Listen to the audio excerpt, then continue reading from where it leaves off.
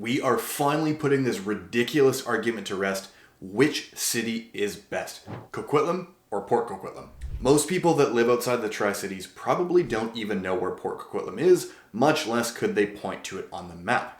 And Coquitlam, as far as most people are concerned, it's just the last stop on the SkyTrain line.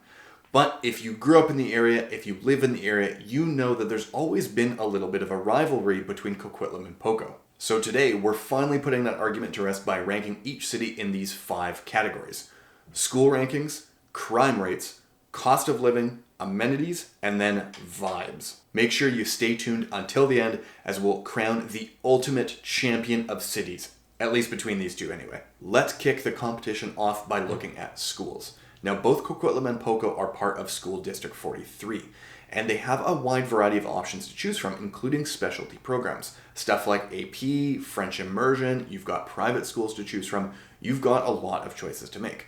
Now, because private schools are a contentious subject in their own rights, we're going to stick with public school rankings for this competition. The rankings for today come from the Fraser Institute, so don't get mad at me if you disagree with the rankings. And what we're going to do to compare the two is we're going to take the top ranked schools in each category from each city, average them out, and we're going to come up with which city has the best schools on average.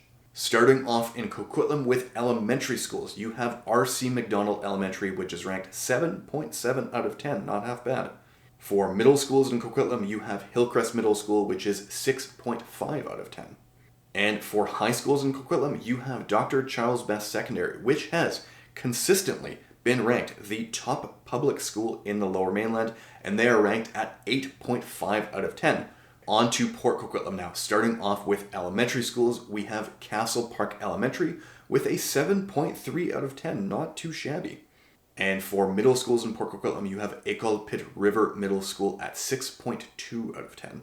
And for high schools in Port Coquitlam, you have Riverside High School at a 5.5 out of 10.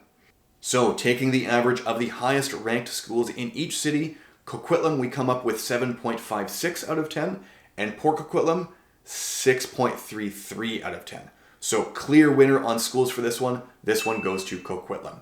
Okay, jumping over to crime stats now. The first thing that I'm going to say on crime before we get into the ranking is that I grew up in Coquitlam and Port Coquitlam, and I still live here now, and I have never once felt unsafe in any of the neighborhoods here. But there are rankings, which means that there is definitely a winner and a loser. So let's take a look. Starting off once again with Coquitlam, they have a crime index of 24.67, which is considered very low. And Port Coquitlam's crime index, 35.03, so just slightly higher than Coquitlam. So once again, clear winner, this one goes to Coquitlam. Now on to our third category, and maybe the most contentious one that we're going to talk about, that's cost of living. So what we did is we took the median household income in each city and compared it to the average cost of living for a family of 4, including rent. And we determined how much was left over at the end of an average year in each city to determine which one has the more affordable cost of living. So, starting off with Coquitlam, you have a median household income of $93,717 with an average cost of $82,476, leaving you with $11,241 of leftover money at the end of an average year. Now, jumping over to Port Coquitlam, median household income $89,578, average cost $79,560, leaving you with $10,018 at the end of every year. So, by the slimmest of margins, this one, once again, goes to Coquitlam. On to amenities now. Now, this one obviously is going to depend person to person, but we'll talk about it as kind of a whole to give a picture of what each city has to offer. Starting off from Coquitlam, of course, you have Coquitlam Center Mall. Tons of shops, there's like 200 stores in there. You're also right next to the SkyTrain station and very, very central. Now, since we mentioned SkyTrain, of course, you also have access to several SkyTrain stations so that you can get downtown relatively easily. You also have Town Center Park, one of the biggest parks in the area, which is right next to a track and field stadium. There's basketball courts there, there's volleyball courts, there's a skate park, there's a lake that you can walk around. Town center has a ton of stuff to offer. You also have City Center Aquatic Complex that is in the same area as Town Center. It's a big swimming pool, there's a gym, there's fitness classes, there's swimming lessons, all sorts of stuff for the whole family. Now, obviously, this isn't an exhaustive list of all of the amenities that Coquitlam has to offer, but these are some of the highlights. Okay, next up, Port Coquitlam, starting off with Gates Park. Now, you've got a bunch of soccer fields there, and a pretty cool thing that's going to be coming down the pipeline in the future is they're building an international soccer facility there. The city's doing a lot to bring business to the area in a responsible way. You have the Port Coquitlam Community Center that was a new facility that was built a couple of years ago. And it's got swimming pools, it's got a library, gym, fitness classes, community rooms. There's a farmer's market that happens there spring and summertime just outside. You've got pickleball courts, you've got a spray park, you've got a ton of stuff, and it's a beautiful facility. Since we talked about transit for Coquitlam, we'll talk about transit for Poco as well. You have a West Coast Express stop as well as a central bus loop.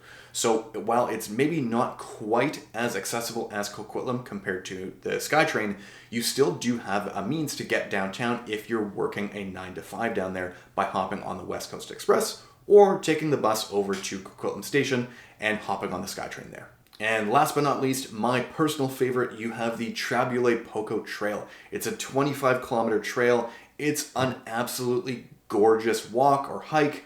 Bike ride, you're going by the river, you're going through the forest and the trees, you're surrounded by nature, and it is absolutely gorgeous. If you have a dog or if you have kids that you like to take outside, it is an awesome spot to go and spend an afternoon, and you can pop into one of the coffee shops that are close by the trail, grab a coffee, grab some lunch. It's awesome. I have to give the points to Port Coquitlam on this one. There is just so much to do, so many choices, regardless of what your preferences are. Now we're on to the vibes section. So this one obviously a little bit trickier because it's not really quantitative, it's more qualitative. Coquitlam generally has a much more urban feel. It's a bustling city, it's busy. There are a lot of people that live in Coquitlam. You've got big high-rises, you've got lots of stuff going on, and again, because you have SkyTrain, you are very, very accessible to the rest of the Lower Mainland. You do also have a wide variety of different neighborhoods to choose from in Coquitlam.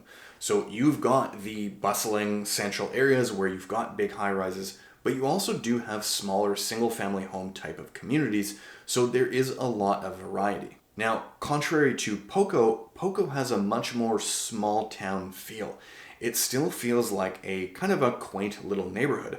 There's tons of nature around, it's not quite as busy, but there's still a lot to do and still a lot to offer. So on your day-to-day, you really don't need to leave Poco.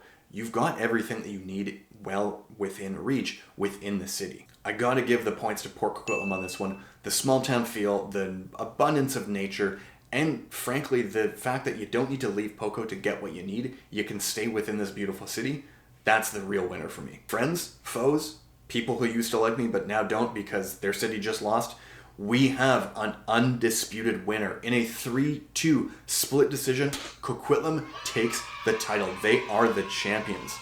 Now, I really wish I could say that this argument was done and over with, but let's be real, you probably disagree with me, so throw it down in the comments section below what you think the best city is and why. I'll see you in the next one.